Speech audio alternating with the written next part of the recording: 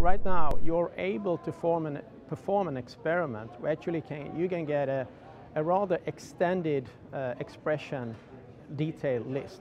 So if you do an experiment, you can get something like half of the proteomes within the entire set. That is a remarkable achievement. Now, having said that, the challenge is really that there might be very, very small changes on these proteins, and these are the details that we need to find out.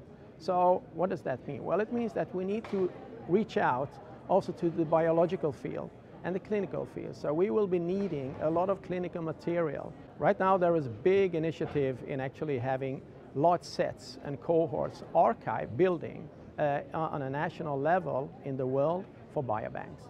The way I see it is you have a lot of scientists who are really excellent. Many have a very strong technology background, and they are going like a Ferrari, really high speed.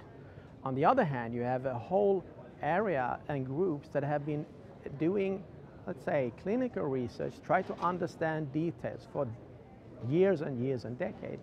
So the way I see it is actually to be able to combine the two.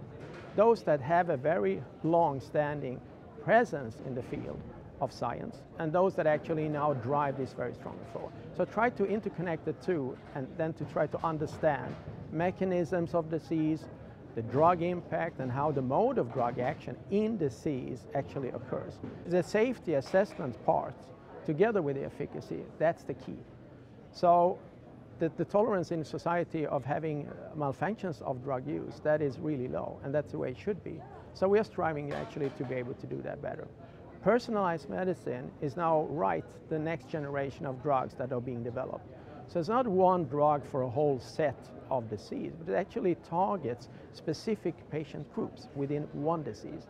That's a very big difference. Now, having said that, we also need to know then which group do we address. So if you're group number 5 or your patient group number 6, how do I know that? Diagnostics. And this is a whole new field where I think also EUPO will play a major role on the data that's being generated.